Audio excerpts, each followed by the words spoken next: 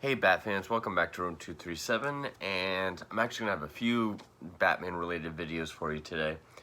But first, it's going to be another comic review, and it's of a book that I just finished reading a couple nights ago. And if I had read this sooner, this would without a doubt be in my top 10 favorite Batman stories of all time. And that is Neil Gaiman's Whatever Happened to the Caped Crusader, with art by Andy Kubert. This is such a cool, pretty emotional, fun, just made by a fan for the fans Batman story. And I had so much fun reading it. Pretty much what this story is was it came out in 2009. It was only 2 issues. I want to find the numbers that it collects.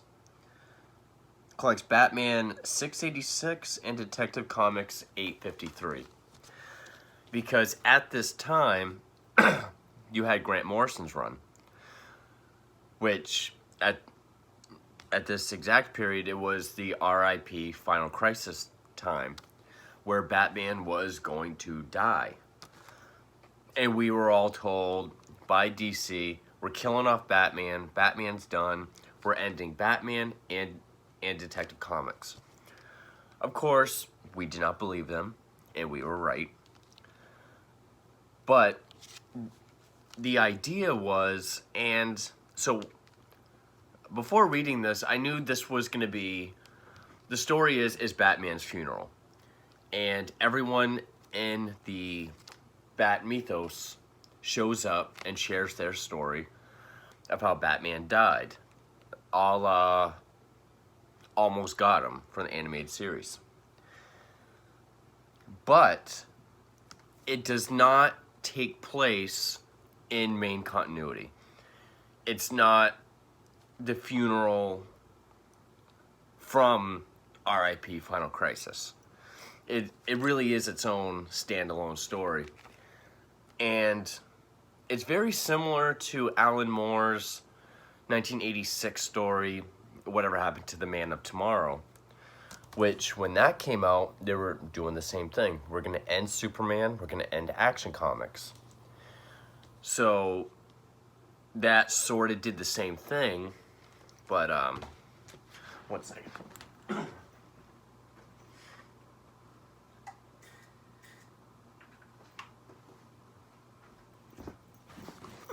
Sorry, I just saw something I had to take care of. But, of course, with the way that book went, which I haven't read, but I've heard that ended the same way that, like, a wholesome sitcom would end. You know, like with a smile and a wink and a wave at the camera. You know, like, it was fun. Like goodbye and take care. Neil Gaiman knew Batman doesn't end that way. And that's sort of a recurring theme throughout this book, is that there's only one way Batman will ever stop being Batman, is if he dies. And Gaiman was actually approached to do this by Dan DiDio.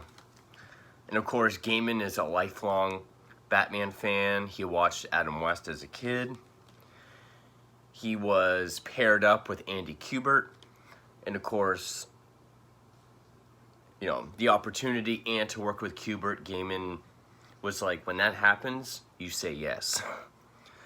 And Kubert took a really introspective approach to his artwork, which one is gorgeous. His artwork is phenomenal as always.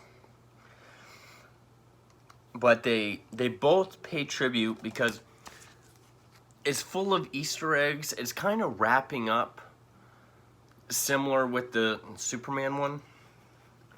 It's treating it as if Batman was ending. That this was to be the last Batman story ever for both Batman and Detective Comics. you get a lot of deep cuts from Golden Age pre-Crisis, all the way up to recently with Grant Morrison's run. You get stuff in here. And seeing that is really neat. So Gaiman took the approach of, I want to write stuff similar to, you know, Bill Finger and Denny O'Neil, Frank Miller, all these past, Neil Adams, all these past writers. And Kubert is like, I want to, Neil Adams was an artist, excuse me. He wanted to pay tribute to, you know, the Dick Sprangs, the Neil Adams, the Brian Boland's, which some of the panels in here looks directly lifted from another book, and they both really nailed their tributes, homages. I mean, just one little taste, like this scene here. If I can get, you know, you get a bit from Year One. That's from 1970 issue with Man-Bat. Of course, Bane breaking his back in Nightfall. That's the cover from Arkham Asylum. You get a lot of cool stuff like that. And it's almost like if you take It's a Wonderful Life and the animated series episode Almost Got Him. And again, because of when this comes out, it's easy to think that this is the funeral for Batman that takes place in Grant Morrison's run. It's really a standalone story. You can pick this up and read it at any time. You could choose to read it in that Grant Morrison period. It might make it seem more effective, but I had a lot of fun reading this story, and I would be a liar if I said I did not get emotional at the end of it and almost get a little teary-eyed at the end, because it is that powerful of a book. And it does have that authentic feeling of like saying goodbye to an old friend. Like, if you really do treat this like the last ever story. But it opens up and it's narrated by two voices, Batman, and we're supposed to believe Death. You know, like, where am I? You're in Gotham. Like, am I dreaming? No. So it's like this disembodied experience between obviously Batman and this sort of omnipotent death type figure. And in Crime Alley, it is Crime Alley, we see this car pull up, and it's Selina Kyle in the Catmobile. Was there ever a Catmobile? If so, maybe back in like the Golden Age or the Silver Age, but not really. But it is more reminiscent of, you know, Silver Age or even the 90s post-crisis Batmobile, where he had the bat face on the front of the car. Pulls up to this bar, and this running gag is you have this guy offering to watch people's car for 50 cents. And she's like, no, I got it covered. And we see cats are all over it. She goes in the bar, and the bartender is Joe Chill.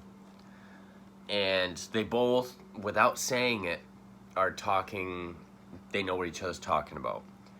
And she says, I'm here for, he cuts her off, she's like, yeah, it's in the back.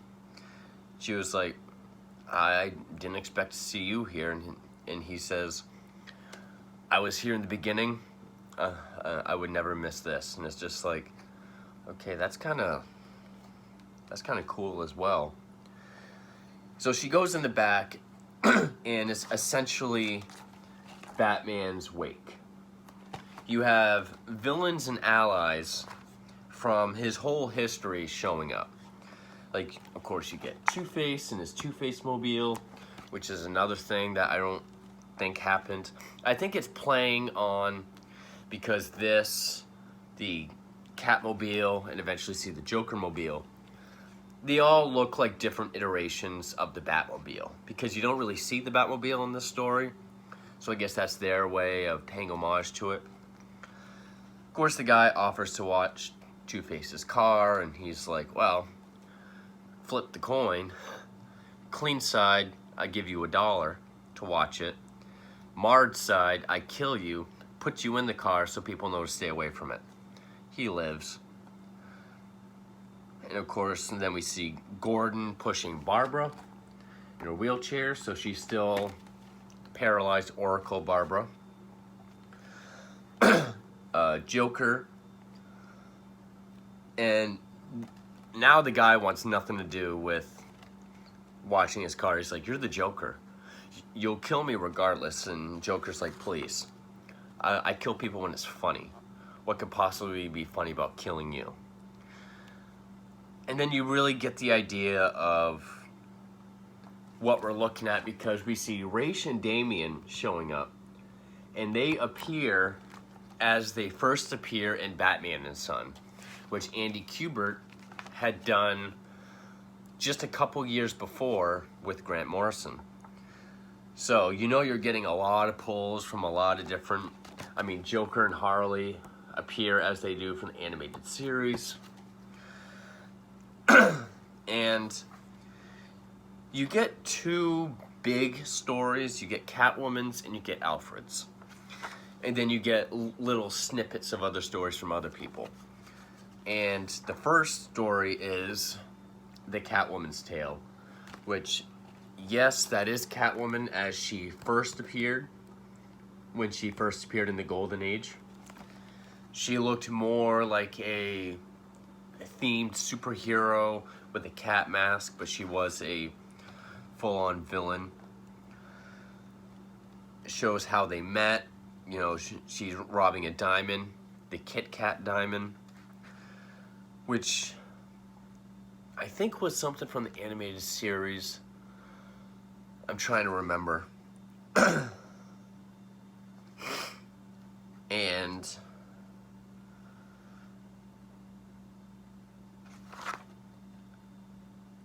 you know, this shows that they met on a rooftop because this was way before Tom King, but there was always the debate of how Catwoman and Batman first met, on a boat or on a rooftop. Here was the rooftop. And we see that because throughout the years, her costume will change. And they've had this sort of flirtatious chase, these chases across rooftops. And, you know, we get artwork like this really classic style artwork. I don't want to spoil this for, you know, people who haven't read it, but so I'm going to say spoilers here at this point because this gets into some really cool stuff. But I'm going to highly recommend this. And where, again, even though it came out during Grant Morrison's run, which has R.I.P. Final Crisis where he died, it doesn't play off of that. You can read this at any time. And it really is probably the best homage to Batman as a whole that you'll probably ever read. And it is so well written. And it really feels like a gift to the fans. So I'm going to say spoilers right here. And get yourself a copy immediately and read it because I loved this book to death. It is one of my top 10 favorite Batman stories of all time. And of course, I'm not going to go through every panel, but Catwoman talks about, hey, you know, we could be partners. Batman tries to get her to stop and stop doing her own brand of justice, because she stops becoming a criminal and becoming, a crime fighter. Oh, and we also see styles of Batman change. Like, he looks more like the Adam West style here. And he keeps pretty much rebuffing her. Like, no, we're not going to be partners. You're still a bad guy at heart. And then she just quits everything. She quits being a criminal, being a crime fighter, and opens up a pet store. And then one night, Batman has been shot, and he comes down to her pet shop, where he wakes up bleeding out, and he finds that she's tied him up to a chair. So he can bleed out and bleed to death. Because she loves him, she wants him to stop being Batman, but the only way he'll stop being Batman is if he dies. And that is the recurring theme throughout this book, was that he never gives up, he will never quit, and the only way he can stop is if he dies. So then we get Alfred's tale, the gentleman's tale, which is by far the most interesting part. Alfred tells his story, and before he went to go work for the Waynes, he was part of a theater troupe, which right off the bat, they all look like familiar people. He gets the call saying that his father Jarvis has passed away, so now he must be his successor to taking care of the Waynes, which he does. He grows fond of their young boy Bruce. The Waynes are killed, and he watches Bruce train his mind and body, and how he talked about how he never smiles. But then when he went out and became Batman and started fighting crime, he knows he was smiling a little bit more. He saw this spark in him that he hadn't seen since his parents were alive. But those sometimes did not last, and when the darkness took back over, he called them the black moods. And the black moods became more and more frequent. And this is when the story gets really interesting. So he calls one of his friends from the troupe, the theater troupe. He calls his friend Eddie Nashton and says, hey, you're really good with puzzles and riddles. Why don't you become this costumed criminal mastermind themed after puzzles and riddles? And he even says, yeah, I'll be the riddle master. And he's like, I think Riddler will be more sufficient. And that's a nod to how in some stories he is called Eddie Nashton, or it'll be an alias Nashton. And then we see that, Scarecrow, Catwoman, Riddler, and Penguin are all members of his theater troupe, just pretending, they're putting on an act. They're acting like these criminals. Of course, there is no Penguin, there is no Scarecrow. It's a role that they're putting on. They're losing on purpose, to give Batman meaning, to give him purpose. And then he says, but of course, that wasn't good enough. And he says, what Master Bruce really needed was a Moby Dick for his Ahab, a Moriarty to his Holmes. And so regretfully, I did what I needed to be done. And it goes panel by panel. White grease paint, red lipstick, purple suit, green wig, and it did nothing until I smiled. Alfred became the Joker. And it was all an act.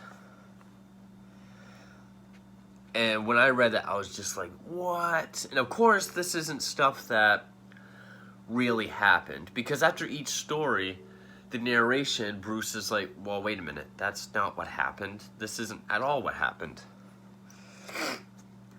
There's no way he was Joker. But the story ends with Bruce finding his Joker paraphernalia and being like, you know, I shook down your friend Ozzy Chesterfield, you know, Oswald Cobblepot. They're all actors. You put them all up to it. You know, Batman was nothing. I've been doing this for nothing. And Alfred's like, you know, I did it for you. I did it to give you purpose, to give, you know, Batman meaning. He's like, it was all a lie. You lied to me. And then the bat signal comes on. And Alfred's like, I didn't tell anybody to do anything tonight. That's not me. And he's like, well, then Batman's needed. And Alfred facepalms, of course he is. Showing that, you know, no matter what, Alfred doesn't like the idea of Batman. He will always help him. I mean, unless you read like Scott Snyder's All-Star run, then, you know, Alfred's a terrible person. And then we see that Eddie Nashton has snapped. He is the Riddler. He has these children held hostage in a zoo. Batman still thinks he's Eddie the actor. He doesn't know that he's actually snapped and gets shot in the face. And that's the ending of, well, so Alfred feels responsible. And even the narration is, that's completely ridiculous. You know, Alfred's telling the story, but I'm looking right at Joker. They're not the same. That's not what happened. And we get a glimpse of our two narrators. Obviously, one is Batman, but this disembodied, omnipotent death figure is that of a woman. So we're thinking, who could that be? So that's the ending of the Batman issue. Now, Neil Gaiman is writing for Detective Comics, and he's concluding it, and now we get sort of little snippets of other stories, like here, and if you look closely, the style of Batman changes in the coffin. Like, Gordon tells his story, it's the Dark Knight Returns Batman. Poison Ivy goes up, it's like the Doug Mensch. Is that who it is? Doug Mensch? Who did like the 90s? Of course, it's not going to say on it. Like the mid-90s when his ears were ridiculously huge.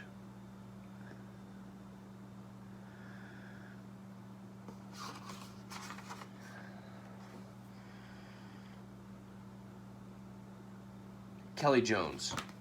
Okay, that's the one I was thinking of first. Also like the Dracula series. You got like the Kelly Jones, long ears Batman. Then you have Azrael, so it's the Nightfall Batman. Every time they come up, it's a different Batman in the casket. So you know it's something a little supernatural is going on. And then we get a story from Batgirl. But of course this isn't Barbara Gordon.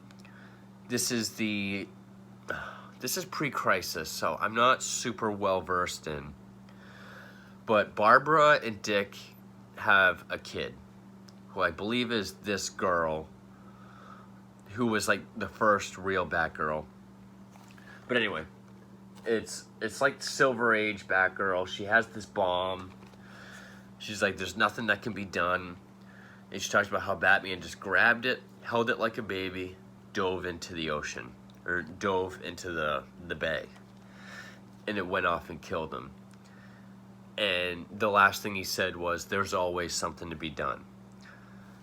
Then we get a bit from Mad Hatter, saying how no matter what he threw at him, he just kept coming back and kept coming back.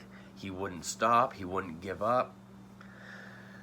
And then these two panels are lifted directly from The Killing Joke. Like, that is an homage to Brian Bolland, if I've ever seen one. Done very well, I might add. And of course, Andy Kubert did say, I'm not trying to draw like them. I'm trying to draw as if they were trying to draw like me. Very introspective stuff. And, the Joker tells the story of how he had this huge, cartoon-sized syringe, injected him with,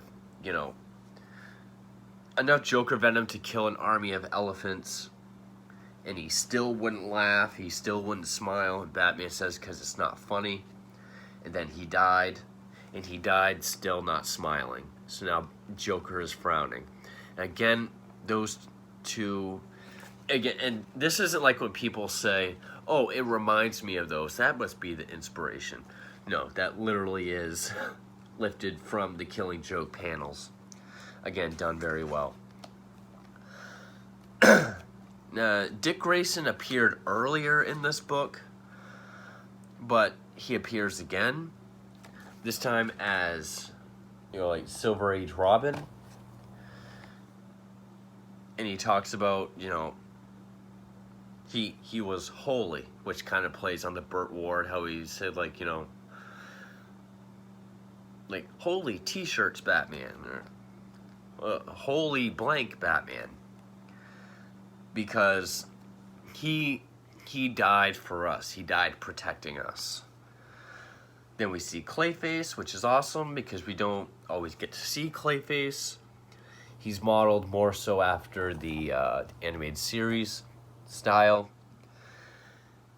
He died saving the city, but he died saving Clayface.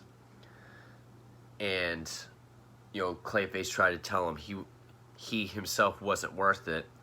And he died saying, everyone's worth it. He'll save anybody. Then we get Harvey Bullock. There was this terrible flood. And, Batman gave him... There was a baby going through the flood. He gave Bullock the baby. And then the flood just took him away. You get Ra's al Ghul. And throughout each story, the narration, this death figure is like, have you figured it out yet? And he's like, Batman says, no, not yet. And he even says, Batman even says at one point, like, are you Death?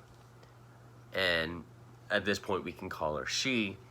Says, I don't think Death is a person, Bruce. But Ra's tells his story about how he was framed,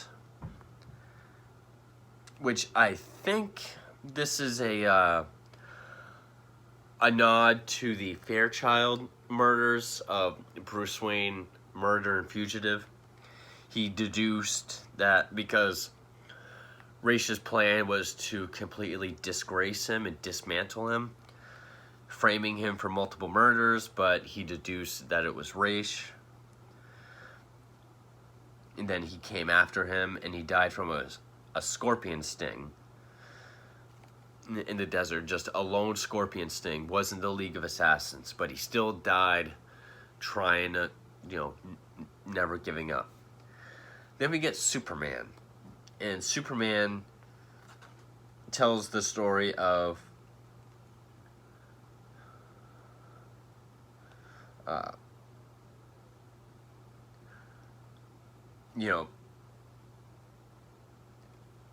this one particular story of how whatever's after Batman won't stop until he's dead. And he says he smiled that scary smile and said, if they're trying to kill me, they're not trying to kill the innocents. And so take me back to Gotham. And that's when Superman says, that was the last time I saw him. And then they see this door. And Batman feels the need to walk through it. And when he does, I think this is an homage to Dave McKean, the Arkham Asylum artwork. And when he does, it's like, so I'm not dead, I'm not dying, it's not a near-death experience, but I'm close to it. And this woman says, yes, you are. and you know who I am. And he's like, oh, I do know who you are, don't I, mother? He's been talking to Martha this whole time. And this is when the book gets really emotional. And from here until the ending, I have to say, I felt a little something. I was actually reading this on my lunch break at work, so I was trying to hold it together. But basically, she says, there's going to be many, and we get like a little montage of him being stabbed, being taken away by a flood, falling from, falling,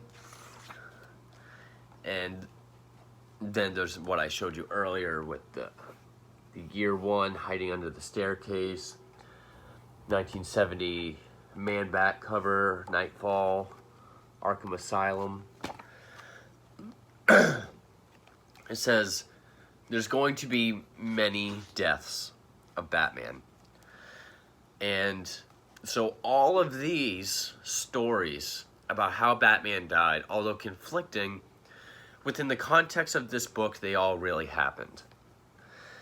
And, you don't get to go to heaven or hell. You get to be reborn, be Bruce Wayne, and be Batman again, because that's your fate. And you will always be Batman. Like, you will, because you're the only one that will be. And it goes on to say, you will have a few short, happy years with your father and I, but you will also have many years of pain and fulfilling your destiny of being Batman. And talks about how even when he was getting a little older, he liked the book Goodnight Moon, and she would read it with him every night. So then eventually it's just those two in front of the, starting to disappear casket. It says, no matter how many times you die, no matter how many times you go away, you will come back as Bruce Wayne. You will see us die. You won't have any memory of it, but you will keep going because that's your superpower. That's what you do. And then it ends, with her saying, it's time to say goodbye and time to say goodnight. And it ends with him pretty much reading Goodnight Moon, but in the version of Batman.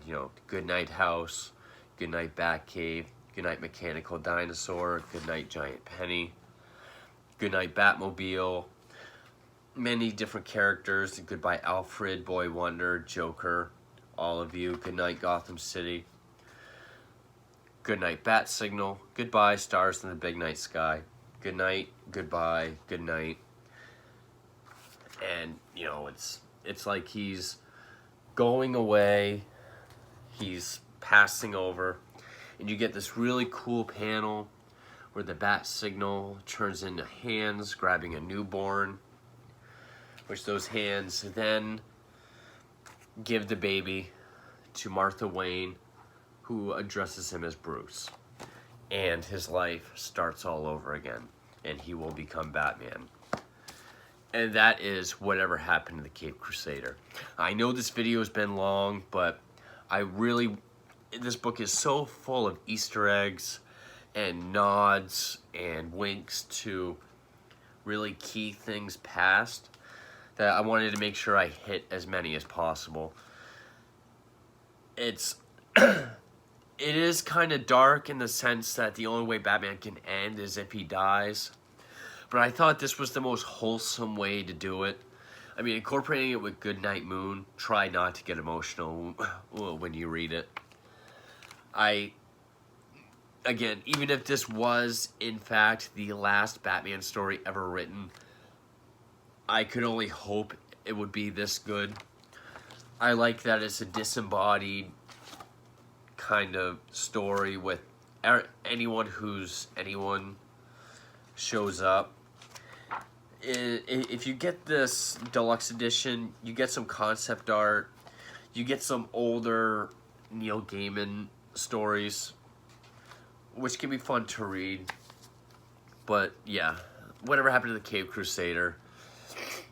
Also, you know, I like how it's done in the style of It's a Wonderful Life and Almost Got 'Em.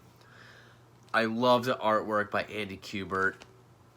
I love just the tributes to everything they do and the amount of tributes they make.